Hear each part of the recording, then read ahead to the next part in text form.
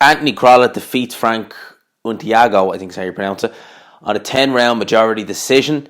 This was a close fight. This was a very competitive fight. Anthony Crolla, this is the last fight of his career, and Frank Untiago was brought in as a sacrificial opponent. He was the away fighter.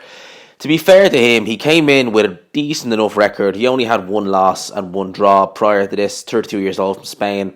He challenged for the European title and came up short. And I'm on BoxRec here, and it was a reasonably close fight, judging by the scorecards, that European title loss. So we're essentially talking about a European level fighter, fringe European level, who's brought in there to make Anthony Crolla look good.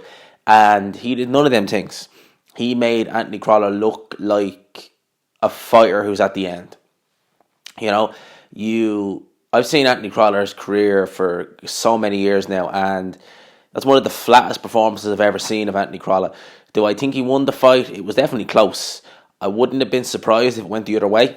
I was a bit surprised by how wide some of the cards were, because although this was in Manchester, although this was Anthony Crolla's last fight, so I kind of had a feeling in my head that they'd probably give it to Crolla. I didn't think it'd be that wide. I think one judge only gave Undiago 2 rounds, which is incredible, really, because I thought he won the first 4 rounds of this fight. They were close, and Crolla was in there, but he just looked very flat to me. And, his last fight was against Lomachenko. He was badly beaten in that fight, even though it didn't go long. Even though it was only a one-punch knockout, he still shifted a lot of punishment in that fight. So I think for Anthony Crolla, it's the perfect time to bow out. Sky put it best. They said you're essentially talking about a European level fighter. So if Anthony Crolla went on, would he even win a European title? And they said probably not, judging by this. Now, what they also said on commentary, to be fair, is that this is your last fight. If you know this is your last fight, maybe you're not going to give it your all. Maybe you're going to feel like, I can't go to the well. Everything's finished. I'm done. So that has to be said too. In terms of Crolla's performance, as I said, it was very flat, but this is not really so much about his performance and where he goes from here, because he's retiring after this fight. So me saying that he looked flat is irrelevant now, because he's not going to come back. He's not going to be back in the ring. And I'm going to look at Anthony Crolla in terms of his career, and to say Anthony Crolla was an overachiever is an understatement. And that's not me knocking Anthony Crolla and saying he was no good. He was. He'd done things that most people didn't expect him. He had losses along the way. He competed in prize fighters. He'd lost to Derry Matthew. To be able to come back from all that, because losses like that, it takes a certain someone to come back from a loss like that, especially when it's a domestic level loss, and people are, because you see a lot of fighters these days, when they lose at domestic level, people are very quick to say, well, that's as far as you're going to go. It takes a lot to come back and say no, and to rebuild, and to go on and go on and go on.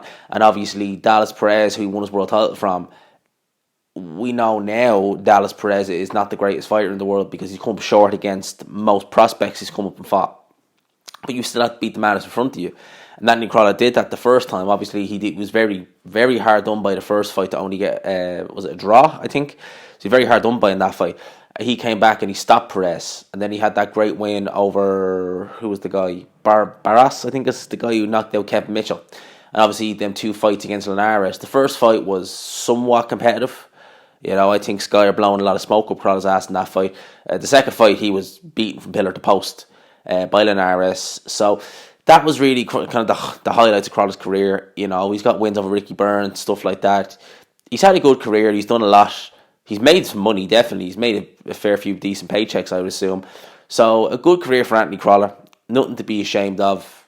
Seems like a likeable guy. I always enjoyed watching him fight. So that's my thoughts on this. So if this is the end, he's got nothing to be ashamed of. He bows out with a win, which is what he wanted. And that's my thoughts on this. Again, this video more so about Crolla's career as opposed to the fight. Normally when I break down fights, I say what a fighter should do now, but we don't need to worry about that with Anthony Crolla. Franco Diaga, he made a good impression, so I can maybe see him getting some away day paydays in the away corner if that's something he'd be interested in. Who knows? But those are my thoughts on this. And yeah, great career for Anthony Crolla. Nice to see that he can leave on his terms.